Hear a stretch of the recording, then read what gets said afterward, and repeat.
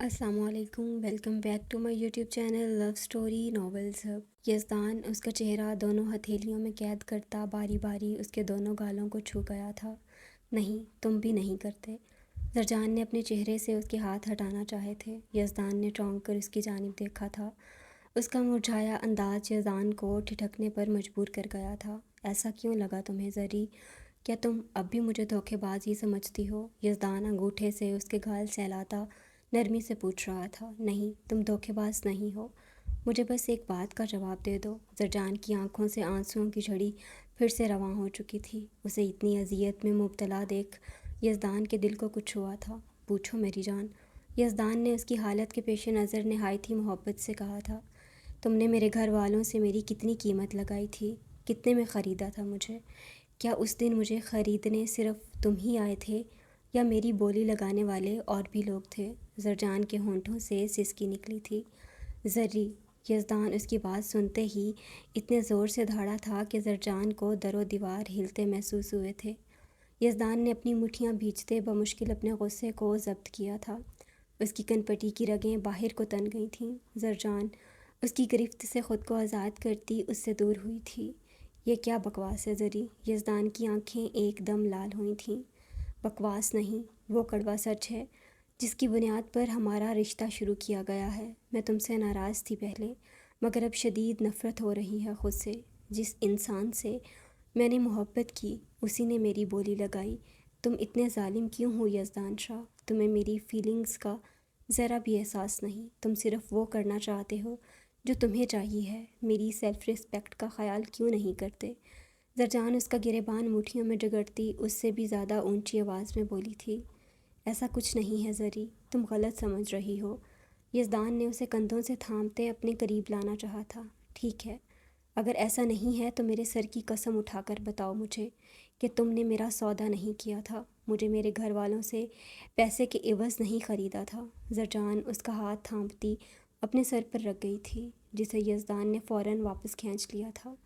ہاں، کیا ہے یہ سب میں نے، کروڑوں کے عوض خریدا ہے تمہیں، کیونکہ بے پناہ چاہتا ہوں میں تمہیں، نہیں رہ سکتا تھا تمہارے بغیر، نہ ہی تمہیں دوسروں کے ہاتھوں کھلونا بنا دیکھ سکتا تھا اور نہ ہی تمہاری بولیاں لگتی دیکھ سکتا تھا۔ یزدان اسے خود سے دور جاتے دیکھ بے بسی سے بولا تھا۔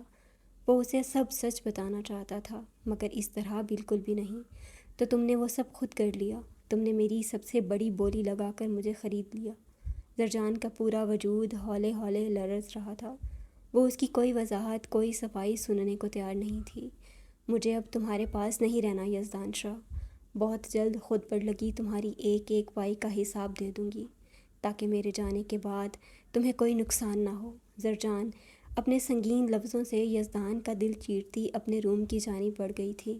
یزدان نے گہری سانس بھرنے اندر ابلتے اضطراب اور غصے کی آگ کو ٹھنڈا کرنے کی کوشش کی تھی، اور اگلے ہی لمحے زرجان کے پیچھے چل دیا تھا۔ وہ اس وقت زرجان کو اکیلا چھوڑنے کی غلطی نہیں کر سکتا تھا۔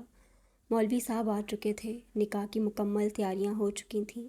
مردان خانے کے ساتھ بنی جالی دار دیوار کی دوسری جانب دلہن بنی ماریا کو لا کر بٹھا دیا گیا تھا۔ وہاں موجود سب خواتین ذاکوان جتوئی کے اگلے فیصلے کی منتظر تھیں۔ جابر خان کے چہرے پر خوشی جگمگا رہی تھی، کیونکہ اس نکاح کے بعد وہ جو کرنے کا ارادہ رکھتا تھا اس کے مطابق وہ ذاکوان جتوئی کی ساتوں پشتیں یاد رکھنے والی تھیں۔ جالی دار دیوار کے پیچھے بیٹھی عنائشہ کی نگاہیں وہاں بیٹھے ذاکوان پر ہی جمی ہوئی تھیں، جو ٹانگ پر ٹانگ جمائے بہت ہی تسلی کے ساتھ بیٹھا تھا۔ مولوی صاحب، نکاح شروع کروایا جائے، فہیم صاحب نے کہا تھا۔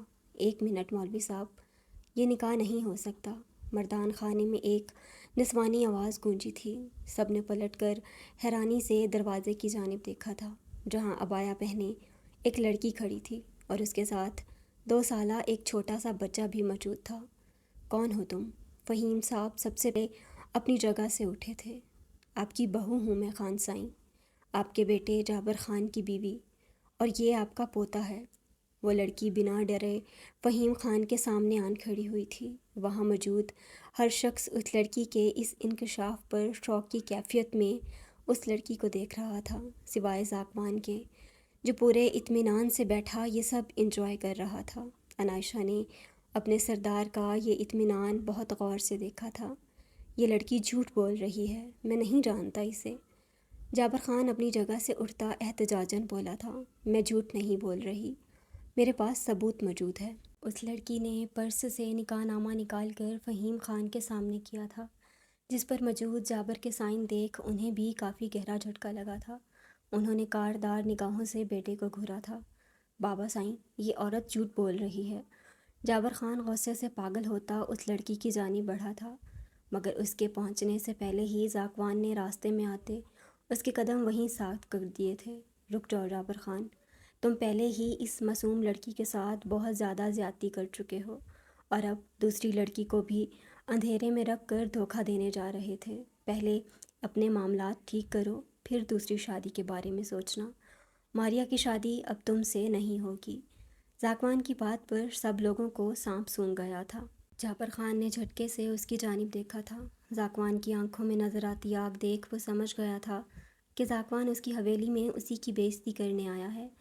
سردار سائیں، یہ کیا کہہ رہے ہیں آپ؟ بنا کسی قصور کے اس بچی پر داغ لگ جائے گا۔ فہیم خان اپنے اندر ابلتے غصے پر قابو پاتے ذاکوان کے قریب آئے تھے۔ آپ فکر مت کریں خان صاحب، آپ کی بھتیجی پر داغ نہیں لگے گا۔ آپ کے ہی قبیلے کا ایک بہت ہی معزز انسان اس سے شادی کرنے پر راضی ہے، اور ان کا نکاح آج ہی ہوگا۔ ذاکوان نے سجاول خان کی جانب اشارہ کیا تھا، جو دیکھ جابر خان غصے سے پاگل ہو اٹھا تھا، مگر یہاں قبیلے والوں کے سامنے وہ کچھ نہیں کر سکتا تھا، اس لیے غصے کے گھونٹ بھرتا بالکل لال ہو چکا تھا۔ آج تک وہ ذاکوان کے پیٹھ پیچھے نہ جانے کتنی سازشیں کرتا آیا تھا، جس کا جواب ذاکوان سر عام اسے یوں بے عزت کر کے لے رہا تھا۔ سجاول خان جابر خان کا کزن تو تھا، مگر دونوں کی آپس میں ذرا بھی نہیں بنتی تھی۔ وہ ایک طرح سے جانی دشمن ہی تھے ایک دوسرے کے۔ سجاول ماریا سے نہ صرف محبت کرتا تھا، بلکہ بچپن سے اس کی ماریا کے ساتھ بات بھی طے ہو چکی تھی، لیکن جابر خان نے جان بوجھ کر بیچ میں گھستے اس کی منگنی توڑوا کر یہ سب کرنا چاہا تھا، جس میں ذاکوان اسے منہ کے بل بہت بری طرح گرا چکا تھا۔ سجاول کو دیکھ ماریا کی آنکھوں سے خوشی کے مارے آنسو بہہ نکلے تھے۔ اس نے پاس بیٹھی اناشا کا ہاتھ تھام کر اس پر عقیدت بھرے انداز میں ہونٹ رکھ دیے تھے۔ میں آپ کا اور سردار سائیں کا یہ احسان زندگی بھر نہیں بھولوں گی۔ جابر خان سے نکاح کے بعد میں خودکشی کرنے کا ارادہ رکھتی تھی، مگر آپ لوگوں نے مجھے برباد ہونے سے بچا لیا ہے۔ ماریا کے انداز سے اس کی خوشی کا اندازہ لگایا جا سکتا تھا۔ اناشا نے محبت سے لبریز ہوتی آنکھوں سے وہاں جابر خان کو دھول چٹواتے اپنے شوہر کی جانب دیکھا تھا، جو واقعہ ہی سب پر بھاری تھا، مگر اناشا یہ نہیں جانتی تھی کہ آنے والے وقت میں کیسے وہ اپنے اسی سردار کو کتنی بڑی اذیت سے دوچار کرنے والی تھی۔ سجاول اٹھ کر آتا جابر خان کی جگہ لے چکا تھا۔ جابر خان کی اس وقت بہت بری حالت تھی۔ وہ سجاول سے اس کی محبت چھین کر اسے تڑپانا چاہتا تھا، مگر ذاکوان جتوئی نے اس کے ان ناپاک ارادوں پر پانی ڈال دیا تھا۔ اس کا دل چاہ رہا تھا یا اس کے ہاتھ میں بندوق ہو اور وہ ابھی اسی وقت اسے ختم کر کے اس کی سرداری کو اپنے قبضے میں لے لے۔ اسی طرح ہی وہ ذاکوان سے اپنی بے عزتی کا بدلہ لے سکتا تھا۔ سجاول اور ماریا کا نکاح پڑھوایا جا رہا تھا۔ سب لوگوں کی خود پر اٹھتی استزائیہ نگاہیں جابر خان کو مزید کھولائے جا رہی تھیں۔ وہ اس وقت محفل چھوڑ کر نہیں جا سکتا تھا، کیونکہ اس بات کو سردار ذاکوان جتوئی کی شان میں گستاخی قرار دیا جاتا۔ اسی لیے وہ ذاکوان اور سجاول کو زہر اگلتی نگاہوں سے دیکھتا وہیں کھڑا رہا تھا۔ نکاح ہوتے ہی مبارکباد کا شور بلند ہوا تھا، جس کے ساتھ ہی ذاکوان جابر خان کے قریب آیا تھا۔ کیسے مزاج ہیں جابر خان؟ دیکھو، میں تمہیں آج یہاں صرف یہی سمجھانے آیا تھا کہ اگر دشمنی نبھانی ہی ہے تو سر عام نبھاؤ۔ یوں اپنے کارندوں کو نوکر بنا کر میری حویلی بھیج دینا اور مجھے زہر دلوانا۔ اگر میرا دشمن بننا ہی ہے تو میری برابری پر تو آؤ۔ ویسے یہ بدلہ تھا اسی کا جو تم نے مجھے اور میری سردارنی کو زہر دینے کی کوشش کی تھی۔ تم میری طاقت سے نہیں ٹکرا سکتے، اس لیے سوچ سمجھ کر اپنا اگلا قدم اٹھانا، کیونکہ انجام کے ذمہ دار تم خود ہی ہوگے۔ ذاکوان آگ اگلتی کاردار نگاہوں سے اسے وارن کرتا وہاں سے نکل گیا تھا۔ بہت برا کیا ہے میرے ساتھ تم نے سردار ذاکوان۔ تمہیں منہ کے بل گرا کر تمہیں دھول نہ چٹوا دی تو میرا نام بھی جابر خان نہیں۔ تمہیں کیا لگتا ہے میں نہیں جانتا؟ تمہاری سب سے بڑی کمزوری تمہاری بیوی اناشا ہے۔ اب تمہاری اسی کمزوری کو استعمال نہ کیا تو میرا نام بھی جابر خان نہیں۔ جابر خان کی آواز ذاکوان کے سامنے نہیں نکل پائی تھی۔ اس کے جاتے ہی وہ غصے سے بڑبڑاتا تنفن کرتا وہاں سے نکل گیا تھا۔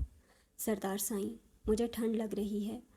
واپسی پر آتے وقت رات زیادہ ہونے کی وجہ سے ٹھنڈ بڑھ گئی تھی اور ہمیشہ سے ٹھنڈ کی شدت سے کانپ اٹھنے والی زاکوان جتوئی کی نازک سردارنی ہیٹر لگا ہونے کے باوجود کپکپا کر رہ گئی تھی۔ زاکوان کے گارڈز کی گاڑیاں آگے پیچھے تھیں، جبکہ خلاف معمول آج وہ اپنی گاڑی میں اناشا کے ساتھ ہونے کی وجہ سے خود ڈرائیو کر رہا تھا۔ زاکوان نے نگاہیں موڑ کر اپنے برابر میں بیٹھی اناشا کو دیکھا تھا، جو اس کی گرم شال اوڑھے ہونے کے باوجود کانپ رہی تھی۔ سردارنی، پیچھے میری ایک اور شال پڑی ہے، آپ وہ اوڑھ لیں، ٹھنڈ کچھ کم ہو جائے گی۔ زاکوان کو اس کی فکر ہو رہی تھی۔ اب اس کی ڈرائیونگ سے زیادہ توجہ اپنی سردارنی پر تھی۔ نہیں، مجھے وہ نہیں کرنی۔ اناشا نے اب کی بار اپنے سردار کو جیسے نخرے دکھانے چاہے تھے، یا شاید وہ کچھ اور چاہتی تھی۔ زاکوان فی الوقت سمجھ نہیں پایا تھا۔ تو کیا کرنا ہے آپ کو سردارنی؟ زاکوان اس کی دل نشیں روپ کو آنکھوں میں اتارتے محبت سے بولا تھا۔ مجھے تمہارے پاس آنا ہے۔ اناشا اس کی جانب کھسکتی زاکوان جتوئی کو حیران کر گئی تھی۔ آج اس کی سردارنی خود اس کے پاس آ رہی تھی۔ سردارنی، خیریت ہے؟ آپ کیوں اپنے سردار کی جان نکالنا چاہتی ہیں؟ زاکوان اسے بہت قریب آ کر اپنے سینے کے گرد بازو باندھتے اور کندھے پر محسوس ہوتی اس کی گرم سانسوں اور گداز لمس پر جیسے اپنے اعصاب کو کنٹرول میں نہیں رکھ پایا تھا۔ یہ سچ تھا، حسن کی دیوی اس کی یہ سردارنی چلتی پھرتی قیامت سے کم نہیں تھی اس کے لیے۔ سردارنی، آپ ٹھیک ہیں نا؟ زاکوان نے جھک کر اس کی پیشانی پر اپنا مہر محبت ثبت کرتے پوچھا تھا۔ وہ اس وقت گاڑی نہیں روک سکتا تھا، جس بات کی اسے شدت سے خواہش جاگی تھی۔ ہاں زاکوان جتوئی، مجھے تم سے کچھ کہنا ہے۔ وہ بات کرنے کے لیے اس سے بہتر موقع اور ٹائم کوئی اور نہیں ہو سکتا۔ اناشا نے نہایت ہی سنجیدگی کے ساتھ بات شروع کی تھی۔ زاکوان ہمہ گوش ہوا تھا۔ اسے فکر لاحق ہوئی تھی کہ کہیں خان حویلی والوں نے تو کوئی نئی سازش نہیں کر دی تھی۔ بولیں سردارنی، آپ کی یہ خاموشی میرے دل کو بے چین کر رہی ہے۔ آپ ٹھیک تو ہیں نا؟ زاکوان کی فکر مندی مزید بڑھی تھی۔ نہیں، میں ٹھیک نہیں ہوں۔ مجھے لگ رہا ہے جیسے مجھے اناشا نے ایک بار پھر سے بات ادھوری چھوڑ دی تھی۔ تو زاکوان جتوئی کو اگر اتنے سسپینس میں کوئی اور ڈالتا تو اب تک وہ اس انسان کی عقل ٹھکانے لگا چکا ہوتا، مگر بے بسی کا مقام یہی تھا کہ سامنے اس کی سردارنی تھی جسے وہ کچھ نہیں کہہ سکتا تھا، کیونکہ بقول اناشا ان دونوں کے بیچ اس پر چلانے کا حق صرف اس کے پاس ہے۔ سردارنی پلیز، آپ بول رہی ہیں یا میں گاڑی روک دوں؟ اب کی بار اس کا ضبط ختم ہوا تھا۔ نہیں، تم گاڑی نہیں روکو گے، ورنہ میں اپنی بات بالکل نہیں بتاؤں گی تمہیں۔ اناشا نے دھمکی دیتے اس کی جان مزید مشکل میں ڈالی تھی۔ میں تمہیں یہ بتانا چاہتی ہوں کہ میں… اناشا واپس سے اس کے کندھے پر سر رکھ گئی تھی۔ اس کا زاکوان کے سینے پر رکھا ہاتھ کا لمس زاکوان جتوئی کو اپنے دل میں محسوس ہونے لگا تھا کہ میں تم سے پہلے محبت کرتی تھی، پر اب مجھے لگ رہا ہے جیسے عشق سا ہو گیا ہے تم سے۔ تم سوتے جاگتے ہر ٹائم میرے دل و دماغ پر چھائے رہتے ہو۔ دل چاہتا ہے تم ہر وقت میرے ساتھ رہو، تمہاری توجہ کا مرکز ہمیشہ میں رہوں۔ اناشا آج پہلی بار یوں اپنی چاہت کا اظہار کرتی زاکوان کو ایک بار پھر سے اپنا اسیر بنا گئی تھی۔ وہ جھکا تھا اور اناشا کے ماتھے پر اپنے ہونٹوں سے مہر محبت ثبت کرتی تھی۔ اس کی سردارنی نے یہ اظہار کرنے کے لیے کچھ سیکنڈ پہلے اسے اتنا ڈرایا تھا کہ زاکوان کو اپنا دل باہر آتا محسوس ہوا تھا۔ یہ اقرار واقعی اس کے لیے بہت قیمتی اور مہنگا تھا۔ تم بہت اچھے ہو زاکوان جتوئی، میری سوچ سے بھی کہیں زیادہ اچھے۔ آئی لو یو سو مچ۔ میں پوری طرح تمہاری عادی ہو چکی ہوں، اب تمہارے بغیر ایک پل بھی نہیں رہ سکتی۔ اناشا نے چہرہ اٹھایا تھا اور زاکوان کے دائیں گال پر اپنے گداز ہونٹ رکھ دیے تھے۔ زاکوان کے لیے گاڑی ڈرائیو کرنا مشکل ہوا تھا۔ سردارنی، آپ کو یہ سب کہنے کا یہی وقت ٹھیک کیوں لگا؟ زاکوان کے چہرے پر دل فریب مسکراہٹ چھائی ہوئی تھی۔ اس کی سردارنی اس کے پاس، اس کے بہت قریب، اسے اپنی بے پناہ محبت کا اظہار کر رہی تھی۔ زاکوان کے لیے اس سے بڑھ کر حسین لمحات کوئی ہو ہی نہیں سکتے تھے، کیونکہ اس وقت میری بچت ہو سکتی ہے تم سے۔ اناشا نے اس کی گرم سانس سے اپنے چہرے پر محسوس کرتے پیچھے ہونا چاہا تھا، جب زاکوان اپنا ایک بازو اس کے گرد حائل کرتا اسے واپس اپنے قریب کھینچ گیا تھا۔ اب وہ ایک ہاتھ سے ڈرائیونگ کر رہا تھا، اپنی سردارنی کی اس پلاننگ پر ذاکوان اپنا کہکا نہیں روک پایا تھا۔ آپ کبھی بھی کسی بھی سچویشن میں اپنے سردار سے نہیں بچ سکتی میری نازک سردارنی۔ ذاکوان اس کے گرد بازوؤں کا حصار مزید مضبوط کر گیا تھا۔ اس کی بیوی ایک دم ٹھیک تھی۔ اس وقت وہ واقعی اسے اس دل فریب اقرار کا جواب نہیں دے سکتا تھا۔ میں بچنا بھی نہیں چاہتی ہوں، انائشہ بہت ہی مدھم آواز میں سرگوشیانہ لہجے میں بولی تھی۔ اسے یہی لگا تھا کہ یہ سرگوشی ذاکوان تک نہیں پہنچ پائے گی۔ آپ نے کچھ کہا سردارنی؟ ذاکوان شوخی بھری نگاہوں سے اس کی جانب جھکتے بولا تھا۔ نہیں، میں نے کچھ نہیں کہا۔ انائشہ نے گھبرا کر نفی میں سر ہلایا تھا، کیونکہ اگر ذاکوان اس کی یہ بات سن لیتا تو اس کی واقعی بچت نہیں ہونے والی تھی۔ لیکن وہ بھول گئی تھی کہ اس کا سردار اپنی سردارنی کا کتنا بڑا دیوانہ تھا۔ بچت تو اس کی اب بھی نہیں ہونے والی تھی۔ زری، تم اس گھر سے باہر قدم نہیں رکھ سکتی۔ یزدان اسے سامان پیک کرتے دیکھ بولا۔ کیوں نہیں جا سکتی؟ کیا کر لو گے تم؟ زرجان اس کے دو بدو آتے ہوئے بولی۔ یہ میرا حکم ہے، تم میرا حکم نہیں ٹال سکتی۔ یزدان کا انداز سنجیدگی لیے ہوئے تھا۔ وہ زرجان کو کہیں نہیں جانے دے سکتا تھا، جس کی وجہ سے وہ اس سے سختی سے بھی پیش آنے کو تیار تھا۔ میں جب تمہیں اپنا شوہر ہی نہیں مانتی تو تمہارا حکم بھی کیوں کر مانوں؟ زرجان اس سے کسی قیمت پر ڈرنے کے موڈ میں نہیں تھی۔ میری خالہ آ رہی ہیں آج، بہت سالوں کے بعد وہ یہاں آ رہی ہیں۔ وہ خاص طور پر تم سے ملنے آ رہی ہیں۔ ہارٹ پیشنٹ ہیں، مگر اس کے باوجود امریکہ سے اتنا لمبا سفر طے کر کے آ رہی ہیں، صرف میری خوشحال زندگی دیکھنے۔ ان کے آنے تک تم کہیں نہیں جا سکتی۔ میں انہیں یہ سب دکھا کر مزید تکلیف میں مبتلا نہیں کر سکتا، اسی لیے تمہیں وہی کرنا ہوگا جو میں کہوں گا۔ جب وہ چلی جائیں گی اس کے بعد تم جو کرنا چاہو کر سکتی ہو، میں نہیں روکوں گا تمہیں۔ یزدان کی بات پر زرجان ایک دم ڈھیلی پڑی تھی اور اندر جیسے کچھ ٹوٹ سا گیا تھا۔ اس شخص کو اس کی پرواہ اب بھی نہیں تھی، وہ اب بھی اپنے ہی رشتوں کی فکر کر رہا تھا۔ زرجان نے چہرہ جھکاتے اپنے آنسوؤں کو اس سے پوشیدہ رکھا تھا۔ وہ اپنا بیس رکھتی خاموشی سے دروازے کی جانب بڑھ گئی تھی۔ میری ایک بات یاد رکھنا تم، میں تمہارے ساتھ خوشحال زندگی گزارنے کا ناٹک صرف تمہاری خالہ کے سامنے کروں گی۔ اگر تم نے روم کے اندر مجھ سے فری ہونے کی کوشش کی تو مجھ سے برا کوئی نہیں ہوگا۔ دروازے تک جاتے زرجان نے انگلی اٹھا کر اسے وارن کیا تھا، جس کے جواب میں یزدان نے بمشکل اپنی بے ساختہ امڑ آنے والی مسکراہٹ کا گلا گھونٹتے سر اس بات میں ہلا دیا تھا۔ زرجان اس کی آنکھوں میں ناچتی شرارت نہیں دیکھ پائی تھی اور خاموشی سے روم سے نکل گئی تھی۔ مہرجان، یزدان کی خالہ نے کب آنا ہے؟ زرجان مہرجان کے روم میں داخل ہوتے بولی، جو بیٹھی سینچ پڑھ رہی تھیں۔ انشاءاللہ آپا کل پہنچ جائیں گی یہاں، مہرجان نے اسے اپنے پاس بٹھاتے محبت سے کہا تھا۔ وہ بھی آپ کی طرح ہی سویٹ ہیں۔ مہرجان کے قریب آتے زرجان کا موڈ خود ہی فریش ہو جاتا تھا۔ نہیں، وہ تھوڑی سخت مزاج کی ہیں، مگر یزدان میں جان بستی ہے ان کی، اس کی خوشی پر کوئی کمپرومائز نہیں کر سکتی۔ مہرجان کی بات پر زرجان نے چونک کر ان کی جانب دیکھا تھا۔ آپ سے بھی زیادہ وہ کیوں کرتی ہیں یزدان کی؟ سگی ماں سے بھی زیادہ بھلا کوئی پیار کر سکتا ہے؟ زرجان الجھی تھی۔ میں یزدان کی سگی ماں نہیں ہوں۔ یزدان کے پاس اس کی خالہ مہرین بیگم کے سوا کوئی سگا رشتہ نہیں ہے۔ یہ تو یزدان بیٹے کا بڑا پن ہے کہ وہ مجھے اپنی ماں کہہ کر پکارتے ہیں۔ میں پچھلے کئی سالوں سے یہاں ان کی گدی سنبھال رہی تھی، مہرین بیگم کے کہنے پر، جس گدی پر دشمنوں کی نظر تھی۔ وہ لوگ شاہ خاندان کو تو ختم کر ہی چکے تھے، مگر مہرین بیگم نہیں چاہتی تھیں کہ کم عمری میں ہی یزدان کو اس دشمنی کی بھینٹ چڑھا دیتی، اس لیے انہوں نے یزدان کی موت کی خبر بھی عام کر دی تھی۔ شاہ خاندان کے دشمن یہ ساری دولت جائیداد بھی چھیننا چاہتے تھے، مگر ان کے شوہر کے اثر و رسوخ نے ایسا نہیں ہونے دیا تھا۔ آج تک دشمنوں کی نگاہیں اس لامحدود وراثت پر ہیں، مگر اب یزدان شاہ اتنے اسٹرانگ ہو چکے ہیں کہ اپنے دشمنوں کو دھول چٹا سکتے ہیں۔ مہرجان کی بتائی تفصیل سن کر زرجان کتنے ہی لمحے کچھ بول ہی نہیں پائی تھی۔ اسے پہلے بھی مہرجان اور یزدان میں سگے ماں بیٹے والا رشتہ نہیں لگا تھا، جس کی اصل وجہ اسے اب سمجھ آئی تھی۔ مہرجان اس کی ماں نہیں، اس حویلی کی کیئر ٹیکر تھیں۔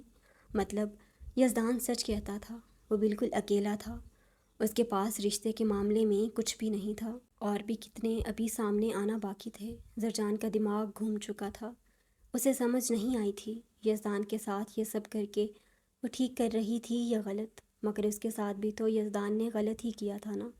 یزدان نے ہی نہیں، اس کے اپنے گھر والوں نے بھی غلط ہی کیا تھا۔ انائشہ حویلی آتے ہی چینج کرنے کے بعد زاکوان جتوئی سے فرار حاصل کرنے کے لیے کچن میں آ گئی تھی۔ ملازمہ جلدی سے آگے آئی تھی، مگر انائشہ اسے خود ہی چائے بنانے کا کہتی وہاں سے جانے کا کہہ گئی تھی۔ لیکن وہ یہ غور نہیں کر پائی تھی کہ آہستہ آہستہ سارا کچن ملازمین سے خالی ہو چکا تھا۔ وہ اکیلی کھڑی وہاں چائے بنا رہی تھی جب اس کے نتنوں سے ایک سحر انگیز سی خوشبو ٹکراتی اس کے حواس معطل کر گئی تھی۔ انائشہ نے پلٹنا چاہا تھا، مگر اس سے پہلے ہی زاکوان جتوئی پیچھے سے اس کے گرد حصار باندھتا، اسے اپنے چوڑے وجود میں قید کرتا، اس کے پیٹ کے گرد اپنے دونوں بازوؤں کا حصار باندھ گیا تھا۔ انائشہ کی سانسیں جیسے لمحے بھر کو ساکن ہوئی تھیں۔ پیٹ پر محسوس ہوتا اس کا پرحدت ہاتھوں کا لمس اور گردن پر پڑتی گرم سانسیں انائشہ کی جان نکال گئی تھیں۔ زاکوان انائشہ کو یقین نہیں آیا تھا کہ سردار زاکوان جتوئی اس کے پیچھے یہاں کچن میں پہنچ چکا تھا۔ جی میری سردارنی۔ زاکوان اس کے بال ہٹاتا، اس کی گردن پر اپنے دہکتے لب رکھتا، انائشہ کی جان مزید مشکل میں ڈال گیا تھا۔ انائشہ کا پورا وجود ہولے ہولے لرز رہا تھا۔ آپ یہاں کیا کر رہے ہیں؟ انائشہ بمشکل بول پائی تھی۔ اپنی سردارنی کو لینے آیا ہوں، جو مجھ سے فرار ہو کر یہاں کچن میں پناہ ڈھونڈ رہی تھیں۔ یہ سوچ کر کہ میں یہاں نہیں آ سکتا۔ آپ بھول جاتی ہیں سردارنی، آپ کے پیچھے میں کہیں بھی آ سکتا ہوں۔ آپ تک پہنچنے سے مجھے کوئی شے نہیں روک سکتی۔ زاکوان جھٹکے سے انائشہ کا رخ اپنی جانب موڑتے بولا تھا، اور ساتھ ہی اسے اپنی شال میں قید کر گیا تھا۔ انائشہ بالکل اس کے ساتھ اس کے سینے سے لگی کھڑی تھی۔ وہ ٹھنڈ کے بجائے اپنے جنونی سردار کی قربت کے احساس سے کانپ رہی تھی۔ زاکوان جتوئی، آپ اس وقت حویلی کے مین کچن میں کھڑے ہیں، یہاں کوئی بھی کسی بھی وقت آ سکتا ہے۔ انائشہ نے اسے احساس دلانا چاہا تھا۔ مجھے پرواہ نہیں ہے سردارنی، مجھے بس وہ دوبارہ سننا ہے جو آپ نے گاڑی میں بولا تھا۔ زاکوان جھکا تھا اور اس کی گردن پر چمکتے سیاہ تل کو اپنے ہونٹوں کا شدت بھرا لمس بخش گیا تھا۔ انائشہ اس کی بڑھتی گستاخیوں پر گھبرا گئی تھی۔ میں نے کچھ نہیں کہا تھا۔ آپ نے شاید ڈرائیونگ کرنے کے ساتھ کوئی خواب بھی دیکھا ہے۔ انائشہ اس کے خطرناک تیور دیکھ اپنی بات دہرانے کو بالکل تیار نہیں تھی، کیونکہ وہ انجام سے واقف تھی۔ تو آپ نہیں بتائیں گی سردارنی؟ زاکوان اس کی کمر میں بازو حائل کرتا اسے اپنے قریب تر کر گیا تھا۔ پیچھے کا گلا کھلا ہونے کی وجہ سے زاکوان کی انگلیاں اس کی کمر سے ٹکراتی اس کے وجود میں سنسنی سی دوڑا گئی تھیں۔ اس کے چہرے کے بدلتے رنگ دیکھ زاکوان کو مزید شرارت سوجی تھی۔ اس نے ہاتھ ذرا سا اوپر سرکایا تھا۔ زاکوان، انائشہ نے اس کی شرٹ مٹھیوں میں دبوچے اسے گھورا تھا۔ زاکوان جتوئی کی گستاخیاں اور گرم سانسوں کا لمس اس کے اوسان خطا کر گیا تھا۔ سردارنی، میں آپ کے اقرار کا منتظر ہوں۔ زاکوان نے اس کے کان کی لو کو ہلکے سے ہونٹوں میں دباتے انائشہ کو بالکل گلنار کر دیا تھا۔